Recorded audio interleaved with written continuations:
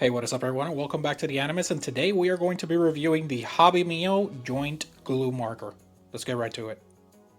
Now, I've had a few times that I've been wanting to try this out due to the fact that whenever I have a loose joint, I do use some nail polish, or sometimes I just use a little bit of CA glue and I let it dry. And I've been wanting to try one of these out for some time, so I was able to grab this Hobby Mio one. So what is this? So technically this is just glue. It's like it's glue on a pen that you can actually control how much you're pouring, and people use this to solidify your joints. There are other things that you can use. You can use joint guards, you can use paper, you can use, you know, little pieces of cardboard, whatever you want to use to solidify those joints, then that's okay. I did want to try one of these out because I've heard good things about them, as well as bad things. So, but we're going to try this on the channel, and then you'll see if it's really worth it or not. Now for the example, we're going to be using this No Grade 1100 Exia.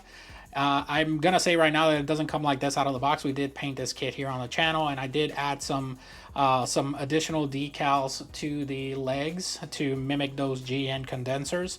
And we did paint the rest of the parts, so it doesn't come like this out of the box, but as you can see, the joints are fairly weak, so we're going to try and see if we can solidify some of those in the process, and you know, get to see if we can get some stiffness out of the legs, so that way we don't have that little play anymore whenever we're trying to pose the kit, right? Because right now you try to lift him up and then he just goes limp. So we're going to take him apart little by little and then go ahead and see if we can use the little glue marker to solidify those parts. So let's go ahead and get started.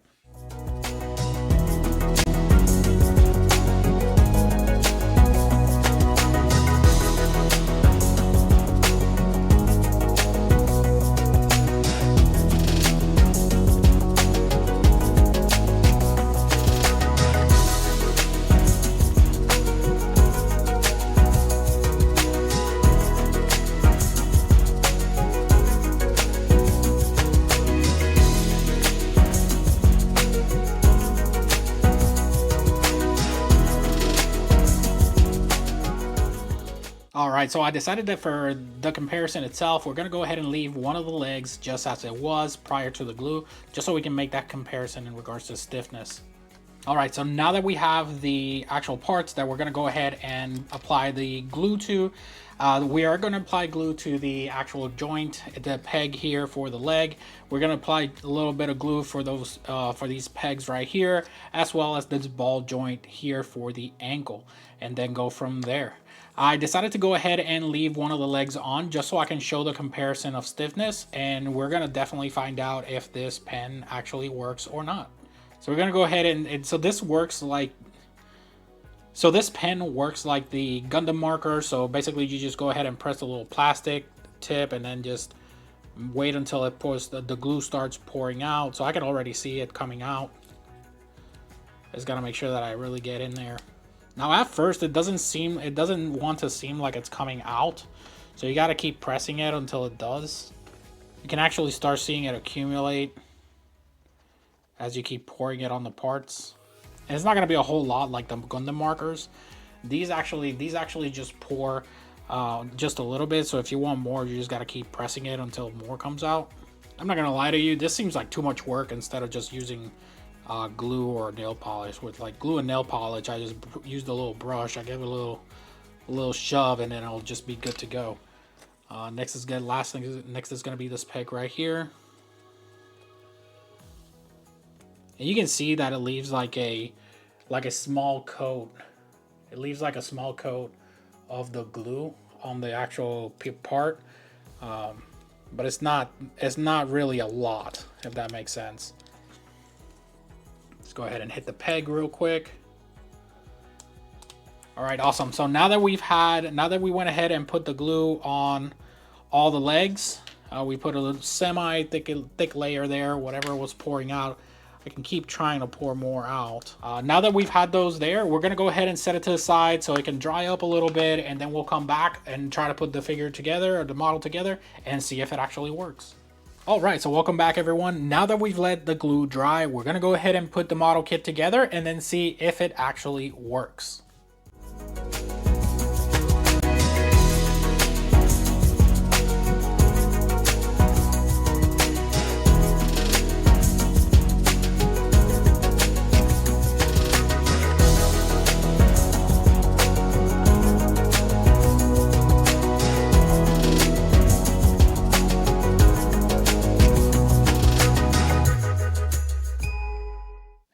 is. So it does seem a little bit stiffer, but we are about to test that out.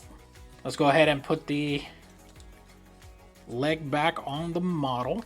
And as you can see, it does feel a little bit stiffer when I grab the model, so it'll still have a little bit of bend here and there, and it'll slowly lean back. But the difference is that it's not like the other side. So this side does not have any glue whatsoever, and when I grab it with all its weight, it just falls over. But if you, as you can see that with this side, I just hold it and it's holding the weight of the model, and it's just slowly fading back. So that's actually really nice that it did that. I did see some stiffness in the ankle itself. As you can see, I can just move the ankle very gently with this. If I try to do it gently with this side, it won't work.